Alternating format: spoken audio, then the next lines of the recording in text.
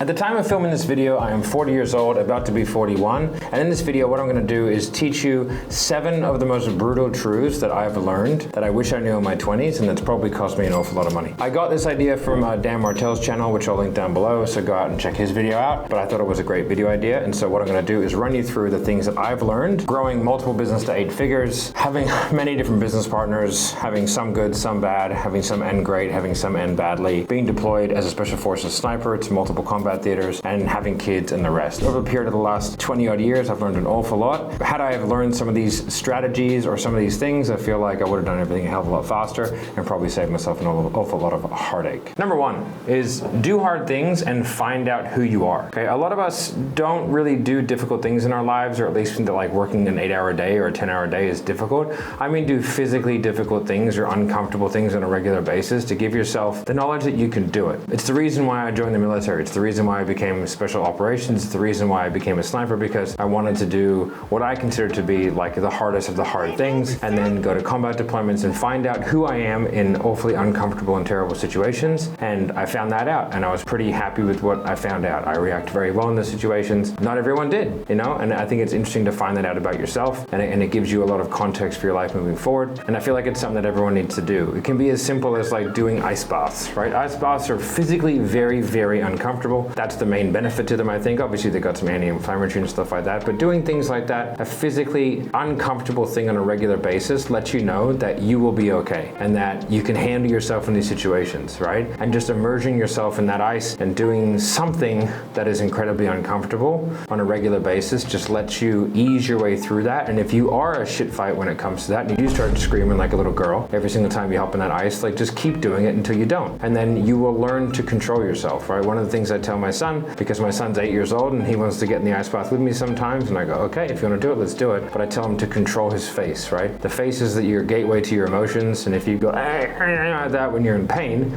there's no need for that. It doesn't help you in any way. It doesn't mean that you can't be in pain, but when you control yourself, you control your face, you control your emotions, it means that you can deal with these things much better, and you can make much better decisions when you're under that kind of stress. Okay, so do hard things, find out who you are. The second thing is stop caring about what other people think of you. That doesn't mean that you run around the world being a fucking psychopath, but it does mean that somebody else's opinion of you is relatively irrelevant unless you are very close to them, they love you. Doing things to please other people and doing things to have status in the world, it's just not helpful to anyone. I recently sold my Rolexes because I realized that I bought them because I wanted other people to know that I could buy them. And I don't think there's anything wrong with that, but I also think that, like, you know, because I bought them, I think I didn't knowingly buy them like that at the time, but I realized years later, I was like, oh, I found myself just not wearing them, and I was like, oh, maybe I'm not wearing them because like I don't need to let people know anymore. I feel comfortable enough in myself to where I'm wearing a $25 Casio, and I'm very happy with this watch. It works great.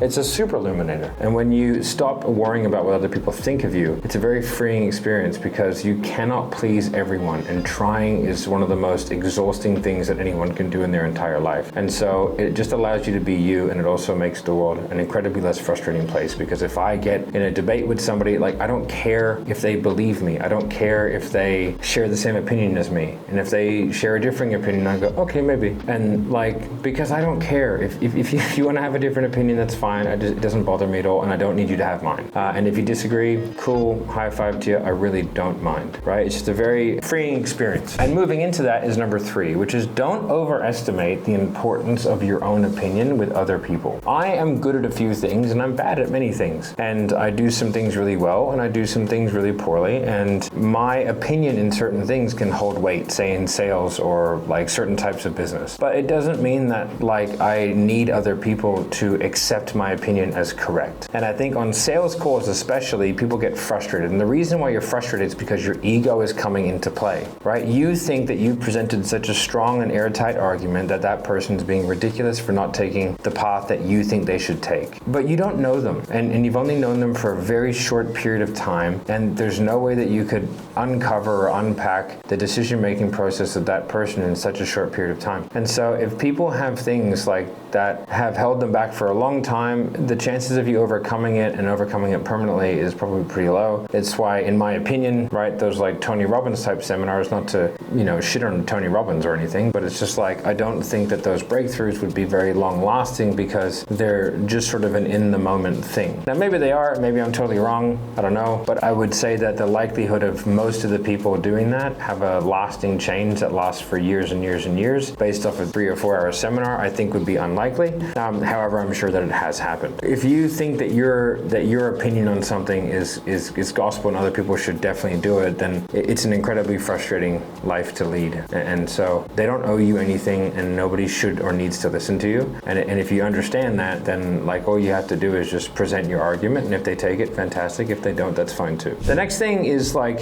don't get excellent at things that you only need to be good at. And so what does that mean? It's like, for me at like sales, I think that, you know, there are better salespeople than me for sure. I think that I articulate sales fairly well, and I think I'm very good at it, and I could get better, but I don't need to. My full-time job is usually not selling anymore. It used to be. I still do sell a lot, but I'm good enough at selling to be able to get whatever outcome I need from a business standpoint. And so for me, going further down the rabbit hole and reading every sales book on the planet and becoming the world's most versed salesperson is a very little consequence to me. And so I got as good as I needed to get. So don't waste time on things that like aren't going to be a forever thing or that you're already good at. If you want to be a salesperson and a salesperson for the rest of your life, then yes, get as good as humanly possible at that. But that's not me. I do a lot of things. And so for me, you know, getting good at marketing, getting good at sales, getting good at business, getting good at projections, like I can be good but not great at any of those things, because in order to be truly great at something, you have to really focus on it extremely hard, and like that's not me. Now I am really good at certain things, as in great at certain things, but you know, one of them is like shooting, for example. Like I was exceptional at shooting. I'm pretty good these days, but I'm getting back into it. But again, like I don't need to be excellent at things that I only need to be good at, and I think it's an unrealistic expectation to try and be excellent at everything. All right, number 5 is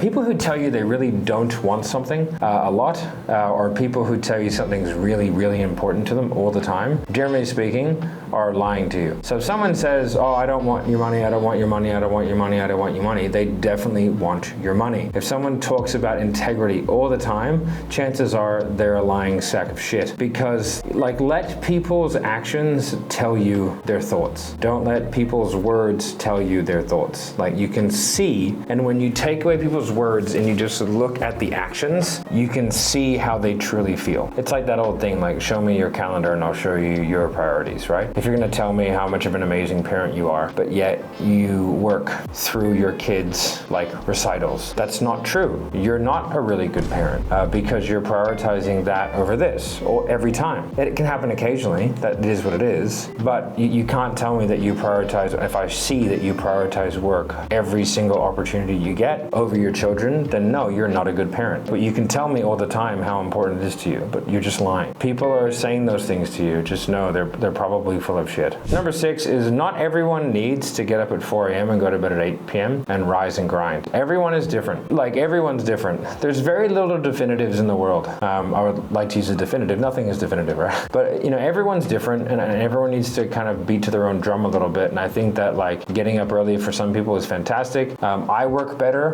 when I get up early. I've learned that over the years, but like there have been some times where that just hasn't been the case. And basically what I'm going to do is figure out what works best for me. If you're a night owl and you're really hyper productive at night, and it's you can do it within the realms of the relationship and life, then work late. It's fine. You know, you could even move to a place where late is early somewhere else, right? Whatever. So like, you know, you don't have to listen to people like me or listen to people online about like getting up early and doing everything, you know, before 5 a.m. Okay. And the last one is that most people fail because they just don't try very hard. So what I would do is ask you to be introspective and not call me a fuckwit in the comments. I mean, you can if you want to, it's fine. But if you think about this, so if you're trying to get better at sales or you're trying to get better at business, and people come to me all the time asking for consulting, some of them pay a lot of money, and I go, okay, where are your projections? And they go, I don't have any. And I go, okay, well, why not, right?